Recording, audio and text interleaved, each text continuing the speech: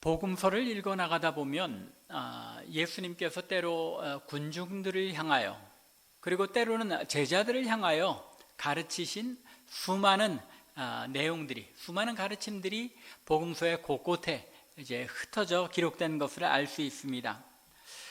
그런데 때로 어떤 곳에서는 예수님의 여러 가르침들이 집중적으로 하나로 모아서 나타나는 그런 장들이 좀 있습니다. 예를 들면 마태복음 5장부터 7장, 여기에 집중된 예수님의 가르침을 우리가 뭐라고 부르죠? 산상수훈이라고 부르죠. 예수님께서 산에 올라가 앉아서 가르치신 내용이라고 해서 산상수훈, 수훈이라는 게 빼어날 숫자, 가르칠 훈 해서 이제 빼어난 가르침들을 모은 것이다라고 이제 그렇게 이름을 붙였습니다. 또 요한복음 13장부터 17장을 가리켜서 뭐라고 부르죠? 다락방 강화라고 부릅니다. 강화라는 건 영어로 그냥 디스코스라고 부르는데 이게 설교 같은 가르침의 내용들, 그런 강해 설교, 그런 정도의 내용으로 우리가 이해할 수 있겠습니다. 이건 역시 이 다락방 강화 역시 예수님께서 제자들과 마가 요한의 다락방에서 마지막 만찬을 나누신 후에 제자들에게 특별하게 가르치신 내용들이기 때문에 다락방 강화라고 부릅니다. 산상수훈, 다락방 강화 모두 다 예수님께서 가르치신 장소를 중심해서 이름을 붙였죠. 그런데 이 두 가르침 못지않게 마태복음에 또 하나의 중요한 예수님의 가르침을 기록한 장들이 있는데 바로 오늘 본문을 포함하고 있는 마태복음 24장과 25장에 집중해서 기록되어 있는 가르침입니다. 무엇이라고 부르냐면 감람산 강화라고 부릅니다. 우리 참빛교회 성도들은 신앙의 연륜들이 이제 오래되셨으니까 산상수훈, 또 다락방 강화, 감람산 강화 이런 이름들은 좀 잘 기억해 두시면 여러분들이 성경을 읽어 나갈 때도 더 도움이 되리라 생각합니다. 이 감람산 강화는 예수님의 공생의 마지막 주간 화요일에 주님께서 예루살렘의 제자들과 함께 들어갔다가 나오시면서 감람산에서 성전을 마주대하여 앉아서 가르치신 말씀이라고 기록되어 있습니다. 마태복음 24장 1절부터 3절이죠. 그런데 이 예수님께서 성전에서 나와서 또 감람산에 앉아서 가르치셨다는 이 말씀을 마가복음 13장 1절부터 3절에서는 특별하게 어떤 제자들을 언급하고 있습니까? 3절을 보면 베드로와 야고보와 요한과 안드레가 조용히 물었다라고 기록합니다. 즉 이 감람산 강화는 제자들 중에서도 이 네 제자들에게 은밀하게 조용히 물은 질문에 답하여 가르치신 내용이라고 볼 수 있는 것입니다. 특별히 이 가르침들은 종말에 일어날 일들에 초점을 맞추고 있는데 그 이유는 예수님께서 이미 두어 차례 이상 예루살렘 성전이 무너져서 돌 위에 돌 하나도 남지 않고 다 무너뜨려지리라 라고 말씀하셨습니다. 그러자 제자들이 이제 언제 이런 일이 있을 겁니까? 또 그 모든 일이 이루어지려 할 때에 과연 어떤 징조들이 있겠는지를 이제 물은 데서 출발합니다. 마가복음 13장 2절과 또 마태복음에서도 24장 2절에서 이 내용을 전하고 있죠. 감람산 강화의 내용이 마가복음 13장과 또 누가복음에서도 21장에 나타나고 있기는 하지만 마태복음보다 조금 축약된 그런 형식으로 나타납니다. 마태가 비교적 가장 상세하게 24장과 25장의 두 장에 걸쳐서 예수님의 가르침을 전해주고 있으며 특별히 우리가 오늘 살펴볼 열처녀의 비유, 여러분들이 이미 너무 잘 알고 계신 그런 비유의 말씀이죠. 이 비유의 말씀은 마가복음이나 누가복음에는 기록되지 않고 오직 마태만 기록하고 있는 내용이기도 합니다. 그러므로 마태만 기록하고 있는 이 열처녀의 비유를 살펴보는 가운데 천국에 대하여, 그리고 마지막 때에 있을 일에 대하여 가르치시는 주님의 가르침을 통하여 슬기로운 성도의 삶이 어떤 것인지 배워나가는 그런 은혜가 있기를 간절히 바랍니다. 이 비유의 말씀을 잘 이해하기 위해서는 고대 이스라엘 사람들의 결혼 풍습에 대해서 아는 것이 필요합니다. 고대 이스라엘에서는 청춘 남녀가 결혼을 하게 되면 요즘처럼 결혼식을 빨리 하고 신혼여행을 가거나 그러지 않았습니다. 집에 머물며 일주일 동안이나 집을 개방하여 혼인잔치를 벌입니다. 이 잔치에 가까운 친구들을 선별하여, 그리고 이웃들을 선별하여 초청하는데, 대개는 신랑의 집과 신부의 집이 같은 마을 혹은 같은 지역이면 신랑의 집에서 혼인잔치를 합니다. 하지만 신랑이 조금 먼 다른 지역 출신이면 신부의 부모 집에서 잔치를 하기도 합니다. 오늘 우리가 읽은 비유의 내용에는 잔치가 열리는 장소에 대하여 자세히 언급하고 있지 않습니다. 그 장소가 신랑의 집이었는지 신부의 집이었는지 자세히 언급하고 있지 않지만, 내용에 비추어 볼 때에 신랑이 먼 지역에서 오는 경우를 전제로 예수님께서 이 비유를 말씀하신 것을 알 수 있습니다. 왜냐하면 5절에 뭐라고 기록하고 있습니까? 신랑이 더디 오므로 다 졸며 잘세. 신랑이 같은 지역에 살고 있었다면 열처녀들이 모두 잠이 들 만큼 그렇게 오랜 시간 지체될 이유는 없었을 것입니다. 그리고 또 신랑을 맞으러 나간 열처녀가 신랑 측의 친구들이었을 리는 없습니다. 신부의 들러리였을 텐데, 이런 모습에 비춰볼 때 신부의 들러리들이 마을 입구까지 나가서 기다렸다는 것은 신랑 집에서 혼인잔치가 열린 것이라기보다는 신랑은 멀리 타 지역에서 오고 잔치는 신부의 부모 집에서 열린 것으로 보는 것이 더 자연스러운 것 같습니다. 신부의 친구들이 동네 어귀에서부터 등불을 밝히고 신랑의 행진을 인도하기 위하여 기다리고 있었습니다. 우리가 충분히 예상할 수 있는 것처럼 고대 이스라엘 마을에 가로등이 있었을 리가 없죠. 밤에 마을에 들어오는 신랑을 잘 안내하고 또 대대적인 환영의 마음을 표현하기 위해서 마을 어귀에서부터 이 10명의 신부 친구들, 들러리들이 등불을 밝히고 열처녀들이 기다리고 있었던 것입니다. 이런 배경에서 오늘의 비유가 전개됩니다. 이 비유를 찬찬히 읽어나가 보면 해석하기가 그리 만만치 않다는 사실을 느끼게 됩니다. 왜냐하면 이 이야기의 줄거리가 사실은 굉장히 심플한 것 같지만 굉장히 부자연스러운 그런 전개가 이루어지고 있기 때문입니다. 신랑이 왜 그렇게 더디게 오게 되었는지 그저 우리 추측으로만 멀리 살았나 보다 하고 추측할 수 있죠. 또 그렇게 밤 늦게 올 이유는 또 무엇이 있었는지, 그렇게 늦은 밤에 이 미련한 다섯 처녀는 어디 가서 기름을 사올 수 있었다는 것인지, 지혜로운 처녀들은 왜 이 미련한 처녀들에게 기름을 조금 같이 나눠 쓰겠다고 하지 못했는지, 참 그리스도인답지 않잖아요. 나눠 쓸 수도 있었을 텐데. 또 미련한 처녀들이 잠이 든 때 잘못이 있는 것이 아니라 기름을 준비하지 못한 데 있었는데, 마지막 결론 13절을 보면 깨어 있으라 라고 말씀하십니다.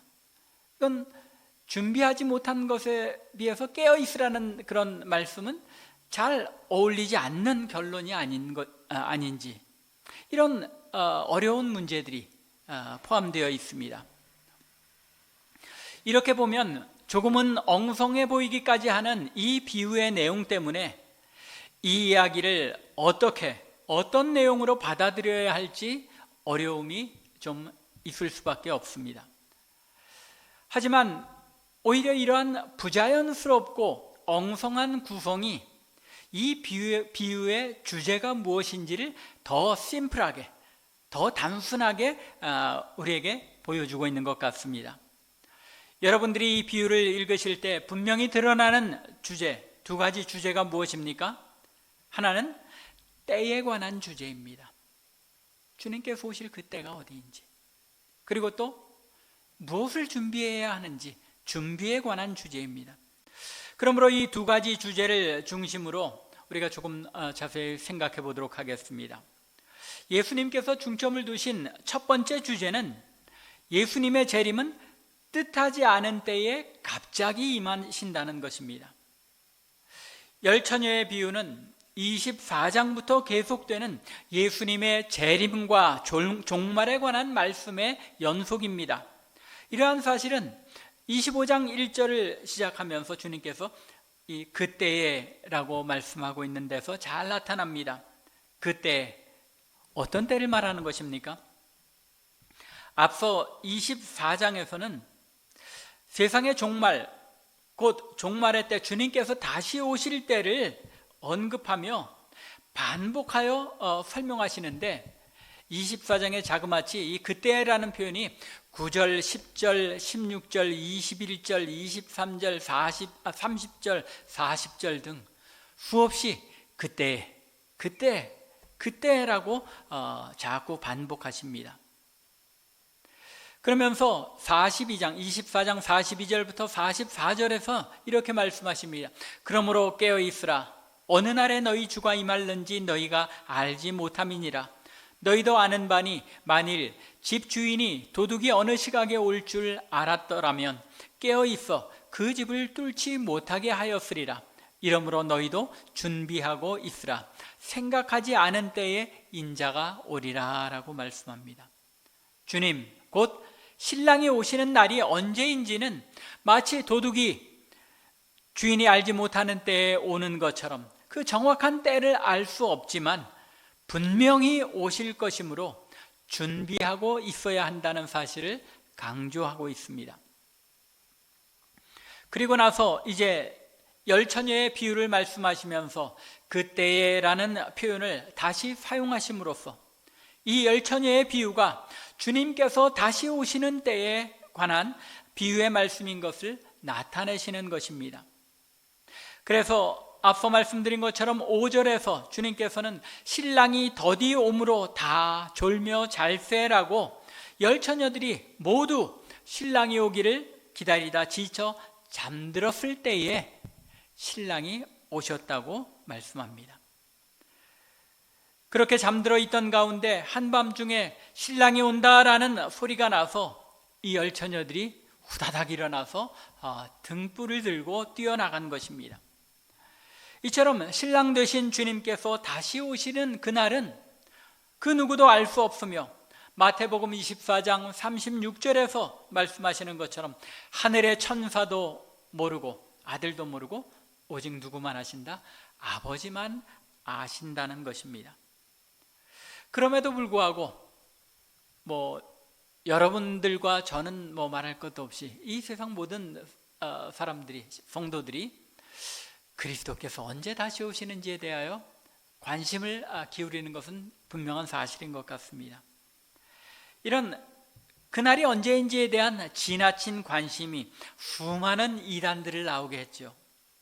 한국에서도 종말론에 관한 이단들이 참 많이 나왔고 서양에서도 마찬가지입니다. 전에 한두 번 말씀드렸습니다만 한국에서 다미선교회라는 이단, 1990년대에 이런 다미선교회라는 이단이 있었는데 이 이단을 주도하던 분이 이장림 목사라는 분입니다. 근데 이 목사님이 10대 소년에 불과한 하방익이라는 그런 어린 소년이 종말에 대한 계시를 받았다는 것을 근거로 해서 1992년 10월 28일에 휴거가 일어난다라고 주장하고 이 이단에 몰려든 사람들의 재산을 다 갈취했던 그런 일이 있습니다. 또 서양에서도 마찬가지죠. 여러분들도 아시는 분들 많이 계시리라 생각합니다만 미국의 기독교 방송인 패밀리 라디오 방송에 성경 해설자로 아주 유명했던 분이 계십니다. 해럴드 캠핑이라는 분인데 이분이 꽤 보수적이고 또 성경적인 그런 신앙을 고수하던 분입니다. 그런데 이분이 성경의 다니엘서와 계시록 등 여러 이제 근거를 가지고 잘 연구해 보니까 2011년 5월 21일에 주님께서 재림하시고 휴거가 일어난다고 주장한 적이 있습니다. 그날 휴거가 안 일어나자 또 조정해서 이게 내가 계산에 좀 미스가 있었다, 다른 날이다 하고 몇 번이나 고쳐서 이야기했던 적이 있습니다. 그날은 오직 아버지만 아신다는 주님의 말씀보다도 어린아이가 받았다고 하는 계시를 더 중요하게 생각하고, 혹은 자신의 성경 지식을 더 의존하다가 이런 이단에 빠지게 되는 것입니다. 주님께서 다시 오시는 날을 아무도 알 수 없게 하신 것이 하나님의 뜻이었습니다. 왜 하나님께서 주님이 다시 오시는 그 날을 아무도 알 수 없게 하신 것입니까? 하나님께서 의도를 가지고 그렇게 아무도 알지 못하는 때에 오도록 정하셨다는 것입니다. 왜요? 주님께서 오실 날이 언제인지 알지 못하기 때문에 더욱 우리의 삶의 매 순간 주님께서 언제든지 오실 수 있다는 긴장감을 가지고 항상 준비해야 한다는 데 하나님의 뜻이 있는 것입니다. 우리가 만일 그 날을 알았다 그러면 어떻겠습니까? 더 열심히, 촉박했으면 열심히 우리가 준비하겠지만 조금 멀리 있는 것 같다 그러면 조금 놀 거 좀 다 놀고 즐길 거 좀 즐기고 닥치면 준비하지. 그것이 인간의 마음 아닙니까? 그렇기 때문에 하나님께서, 주님께서 다시 오시는 그 날을 아무도 알지 못하는데, 천사도 알지 못하는 때에 갑자기 임하도록 정하셨다는 것입니다. 누구를 위해서? 우리를 위해서. 모르는 것이 우리를 위해서 유익했다는 것입니다.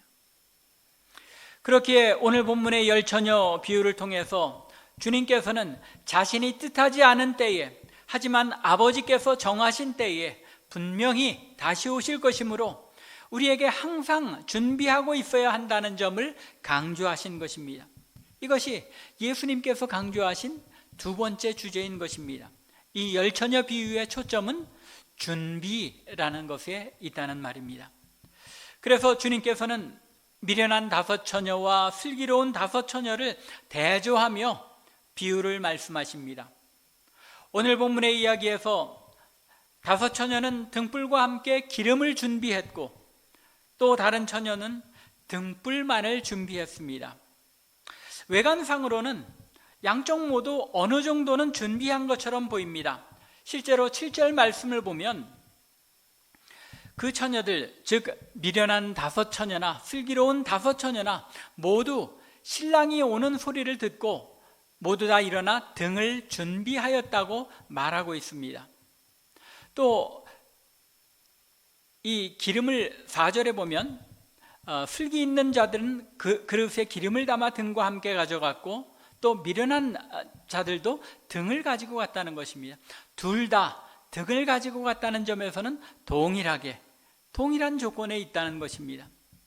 그런데 8절에서는 뭐라고 말합니까? 이 미련한 처녀들이 슬기 있는 자들에게 이르되 우리 등불이 꺼져간다고 언급하고 있습니다. 이걸 볼 때 슬기로운 처녀들은 등불에 딸려있는 그 기름통 외에 다른 기름 그릇에 기름을 담아 가지고 갔다는 것입니다. 이미 말씀드린 4절에 언급이 되어 있죠. 그런데 이 미련한 처녀들은 그저 이 등불에 붙어있는 그 기름통만으로 충분하리라 생각하고 따로 준비하지 않았다는 것입니다. 하지만 이 기름을 따로 더 준비했느냐 아니냐가, 그래서 신랑이 올 때까지 그 등불이 꺼지지 않고 충분히 타고 있었느냐 아니냐가 혼인잔치에 참여할 수 있게 되었느냐 아니냐의 갈림길이 되었다고 예수님께서 말씀하십니다. 더욱이 9절에서 슬기로운 처녀들이 기름을 나누어 줄 수 없다고 대답한 것은 이 기름이 나누어 쓸 수 없이 개인적으로만 준비할 수 있는 내용인 것을 암시하고 있는 것입니다. 혼인잔치 장소에 문이 닫히고 난 후에 주님께서 말씀하신 11절과 12절의 말씀은 마태복음 7장 21절 이하의 말씀, 곧 나더러 주여 주여 하는 자마다 다 천국에 들어갈 것이 아니요 다만 하늘에 계신 내 아버지의 뜻대로 행하는 자라야 들어가리라고 말씀하시며, 23절에서는 내가 너희를 도무지 알지 못한다고 하신 주님의 이 엄중한 심판의 말씀이 이 오늘 본문의 12절 말씀에서 내가 너희를 알지 못하노라는 이 말씀 속에 동일하게 등장하고 있는 것입니다. 그러면 주님께서 이 비유를 통하여 말씀하고 싶으셨던 것은 무엇입니까? 주님께서 오늘 본문에서 그때의 천국은 무엇과 같다고 말씀하고 있습니까? 마치 등을 들고 신랑을 맞으러 나간 열 처녀와 같다 하리니 라고 말씀합니다. 이 천국에 관한 비유라는 말씀이죠. 이 열 처녀의 비유가 천국에 관해서 말씀하시는 내용이라는 것입니다. 천국, 곧 하나님의 나라, 교회의 마지막 때에 일어날 일들을 말씀하고 계시는 것입니다. 교회가 무엇이며 나중에 예수님께서 재림하실 때 교회에 무슨 일이, 어떤 일이 일어날지를 말씀하고 계시는 것입니다. 교회 안에는 미련한 5 처녀와 슬기로운 5 처녀가 모두 존재한다는 것입니다. 겉으로 보기에는 다 등불이 준비된 것 같다는 말입니다. 여기에서 5과 5이라고 해서 그 비율이 5대5라는 이야기는 아니죠. 하지만 분명히 마지막 날의 천국의 혼인잔치, 곧 신랑 되신 예수님께서 신부인 교회를 맞이하시는 혼인잔치에 들어가지 못할 자들이 이 세상 교회 안에는 마지막 예수님께서 오시는 그날까지는 함께 교회 안에 존재한다는 것입니다. 소위 우리가 잘 알고 있는 마태복음 13장의 알곡과 가라지의 비유가 이 사실을 분명하게 드러내고 있죠. 마태복음 13장 30절에서 주님께서는 이 가라지를 미리 뽑아버리겠느냐고, 버리시고자 하느냐고 묻는 종에게 둘 다 추수 때까지 함께 두라고 말씀하십니다. 추수 때에 내가 추수꾼들에게 말하기를 가라지는 먼저 거두어 불사르게 단으로 묻겠다고 말씀하십니다. 알곡과 가라지가 밭, 곧 하나님의 교회 안에 같이 존재한다는 것입니다. 또 마태복음 22장에 왕이 아들을 위해 베푼 혼인잔치의 비유에서도 혼인잔치에 청함을 받은 자들은 많지만 택함을 받은 자는 적다고 말씀합니다. 이 택함을 받은 자들은 어떤 자들이라고 표현합니까? 마지막 그 잔치에 들어갈 예복을 입은 자들이라고 분명하게 선을 긋고 있습니다. 이 비유들은 모두 이 세상에서 하나님의 현실 교회는 완전치 못하다는 사실을 보여주고 있습니다. 이 땅에 눈에 보이는 교회에는 미련한 5 처녀처럼 마지막 날에 천국에 들어가지 못할 자들과 함께 슬기로운 5 처녀처럼 천국의 혼인잔치에 참여하는 기쁨을 누릴 성도들이 섞여 있지만, 눈에 보이지 아니하는 교회, 즉 하나님께서 보시는 참 교회에는 오직 참 믿음을 가진 성도, 즉 기름을 따로 준비한 성도들만 들어갈 수 있게 된다는 것입니다. 그러면 여기에서 기름을 준비하였다는 것은 무엇을 뜻합니까? 본문에 언급된 기름에 대하여 수많은 이 교회, 이 설교의 역사를 살펴보면 이 기름 가지고 참 많은 설명들이 있었습니다. 가장 많이 언급되는 것이 이 기름은 성령을 상징한다는 것입니다. 그 구약에서 때때로 이 기름이 하나님의 영을 상징하는 그런 경우가 많이 있는데, 그 근거로 이 기름, 여기 열 처녀가 준비한 기름은 성령을 가리킨다는 것입니다. 하지만 미련한 5 처녀들은 그러면 이 기름을 전혀 준비하지 않았습니까? 그렇지 않죠. 그들의 등불에 달린 통에 이미 기름이 차 있었습니다. 그러면 성령께서 임하셨다가 그 구원을 완성하지 못하고 성령께서 떠나시는 일이 일어나느냐는 것입니다. 그럴 수 없죠. 따라서 이 기름이 성령을 가리킨다고 보기에는 뭔가 모순이 있는 것 같습니다. 또 마틴 루터는 여기서 기름이 믿음을 가리키는 것이라고 설명합니다. 이러한 설명 역시 위와 동일한 이유로 참된 믿음이 있었다가 사라지는, 다 타버려서 기름이 다 타버려서 없어지는 것처럼 믿음이 없어져 버린다고 보기는 어려울 것 같습니다. 그러면 오늘 본문에서 기름을 준비한다는 것이 무엇을 의미하는 것입니까? 오리겐이라는 교부가 그 기름이라는 것이 선한 행위를 나타내는 것이다라고 말하기도 했는데, 비슷하긴 하지만 그것보다는 조금 차이가 있는 것 같습니다. 여기서 우리는 앞서 언급한 마태복음 7장 27절부터 27절에 나타난 주님의 가르침을 떠올릴 필요가 있는 것 같습니다. 아주 비슷한 그런 논조로 설명되고 있기 때문입니다. 여기서 주님께서는 오늘 본문과 동일하게 이 마태복음 7장 21절에서 나더러 주여 주여 하는 자마다 천국에 들어갈 것이 아니요 다만 하늘에 계신 내 아버지의 뜻대로 행하는 자라야 들어가리라 라고 말씀하시면서, 제 아무리 주의 이름으로 선지자 노릇하며 주의 이름으로 귀신을 쫓아내며 권능을 행한다고 해도 아버지의 뜻대로 행하는 자, 곧 순종하는 자가 아니면 천국에 들어가지 못한다고 말씀하십니다. 그리고 23절에서는 이 하나님의 뜻대로 행하지 않는 자들을 가리켜 내가 너희를 도무지 알지 못하나니 불법을 행하는 자들아 내게서 떠나라고 선언하신 것입니다. 더욱이 이 7장 24절에선 누구든지 나의 이 말을 듣고 행하는 자는 그 집을 반석 위에 세운 지혜로운 사람 같다라고 말씀하십니다. 그리고 또 26절에서는 나의 이 말을 듣고 행하지 아니하는 자는 뭐라고 말씀하십니까? 그 집을 모래 위에 세운 어리석은 사람, 곧 미련한 자라고 표현하십니다. 아주 오늘 본문과 굉장히 비슷한 그런 논조로 예수님께서 설명하시죠. 곧 오늘 본문의 슬기로운 다섯 처녀 및 미련한 다섯 처녀와 이 마태복음 7장의 어리석은 자와 또 지혜로운 자가 대비되는 것을 볼 수 있습니다. 따라서 오늘 본문에서 기름을 준비한다는 것은 예수 믿는 참 믿음을 상징하는 그 등불을 지속적으로 밝힐 수 있는 순종의 삶, 하나님의 뜻을 실천하며 행하는 삶을 가리키는 것으로 보아야 할 것 같습니다.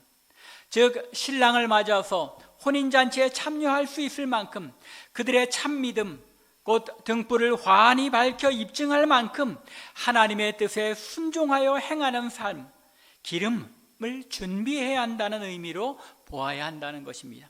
행위를 나타내는 것이 아니죠.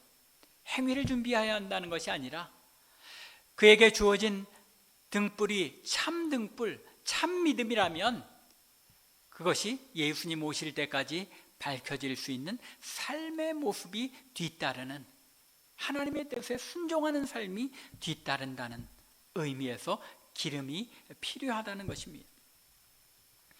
기름을 준비하지 못하여 등불을 온전히 밝히지 못한 미련한 다섯 처녀들은 주님이 오실 때까지 그들의 믿음이 참 믿음인 것을 입증할 만큼 하나님의 말씀을 행하고 순종함으로써 열매 맺는 삶을 준비하지 못하였던 것입니다.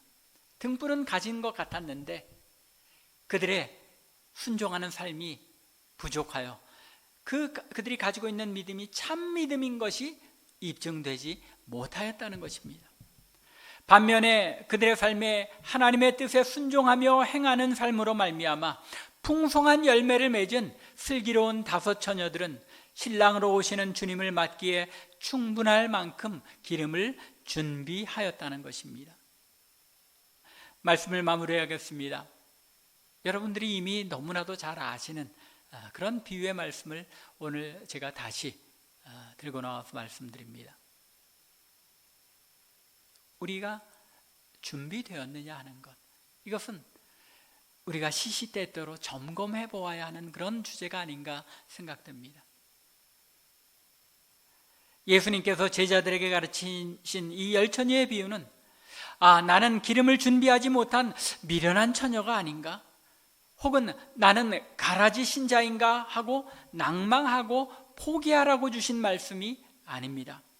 오히려 주님께서는 이 비유의 가르침을 통하여 13절에서 말씀하신 것처럼 예수 그리스도를 구주로 영접한 참 하나님의 백성들이 언제 주님께서 다시 오실지 알지 못하므로 항상 깨어 있어야 한다는 것입니다.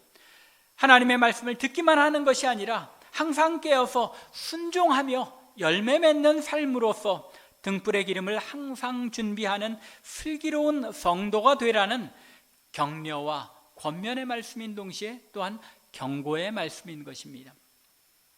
13절에서 그런즉 깨어있으라 하는 이 말씀은 조는 데서 깨어있다는 말씀이기도 하지만 경각심을 가지고 항상 준비하고 있으라는 그런 말씀이죠. 하나님의 말씀에 순종하기를 내일로 미루지 말라는 것입니다. 언제 오실지 알지 못하기 때문에 우리가 항상 준비된, 우리의 믿음에 합당한 하나님의 뜻에 순종하며 살아가는 삶의 열매를 맺음으로써 슬기로운 다섯 처녀처럼 항상 기름이 준비된 그런 삶을 살라는 것입니다. 하나님의 말씀에 순종하기를 미루다가 미련한 다섯 처녀에 속하는 일이 없도록 힘써 순종함으로써 슬기로운 다섯 처녀와 같은 성도가 되라는 말씀인 것입니다. 이 말씀을 되도록이면 자주 우리의 삶 속에 되뇌어 보시기 바랍니다. 간절히 원하기는 우리 참빛교회 성도들은 주님의 이 말씀을 마음에 새겨서 주님께서 어느 순간에 오시든지 항상 기름이 준비된 슬기로운 성도의 삶을 살아낼 수 있기를 주님의 이름으로 간절히 축원합니다. 기도드리겠습니다.